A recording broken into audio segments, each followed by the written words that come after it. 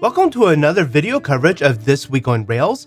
Again, this is not a publication that I create, but created by a team of people. I simply provide the video coverage of it. This week, Greg brings us the list of changes, so let's dive right in.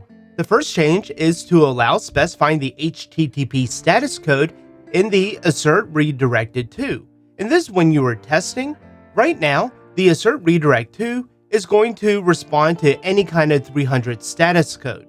But in this change, it's possible to assert the specific response code like 301, and the HTTP status codes is simply something that the server is going to respond back, so the browser knows what to do with the request. So a good status code would be a HTTP OK or a code 200. And that means that the request went through successfully and you got everything back that you were expecting. Unless if you're doing something like GraphQL or some junk like that, where everything is a status code of 200, even errors, but we're not going to get into that. So then we move down to the 300 status codes, and this is where things get a little bit different, where they are all redirections, but maybe you're wanting to test a specific one. And the next one is allow passing classes to the DOM ID, but what this allows you to do, we can dive into this change commit, is before when you call the DOM ID and you passed in a Ruby class like post, you get an error. But now, with this change, if you pass in the DOM ID with a Ruby class post, then it'll create the string new post. So this way you don't need to instantiate an object. And so I really appreciate this change because as I'm using Turbo a lot more, I've been using the DOM ID a lot more. And in my opinion, it's so much nicer than interpolating in some kind of thing like a message underscore and then interpolating in the message ID number. And the next one is to improve the messages on the bin setup, where now when you're setting up an existing application, you'll get a bit more information of why it may be failed so that you can debug it a bit easier.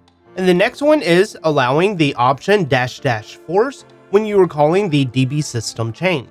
And for me personally, this is a big one because I create a lot of applications off of templates, and depending on what I'm doing, I might use the SQLite if I'm preparing a video for Drifting Ruby, or if I'm creating a project that's going to stick around, then I'm going to use something like PostgreSQL. And so in my template generator, depending on which one I'm going to be using, I'm always prompted to override the database YAML file because I am calling the DB system change. So I really appreciate this one, as I think it just makes the quality of life a little bit better for the Rails framework. And lastly, and probably the big announcement, is that Turbo 7.2.0 was released. And so this was a big change, and I think it's way too much to go into this kind of video format. So before you go adopting Turbo 7.2, I recommend that you come into the release notes to see what has changed, to see if there's anything that stands out that could potentially affect what you're doing, and also make sure that you give some rigorous testing before you deploy it. However, for the most part, having upgraded to Turbo 7.2, I haven't noticed anything in my day-to-day that was affected, but I'm also not diving deep into Turbo. I'm using a lot of the public features that are made available.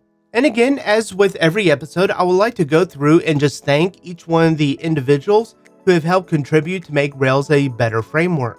This week, we had several new contributors, which is always great to see, so I really appreciate each and every one of you who have contributed to the Rails framework. And if you would like to receive the email with this newsletter, you can go to world.hey.com/this.week.in.rails. Well, that's all for this episode. Thank you for watching.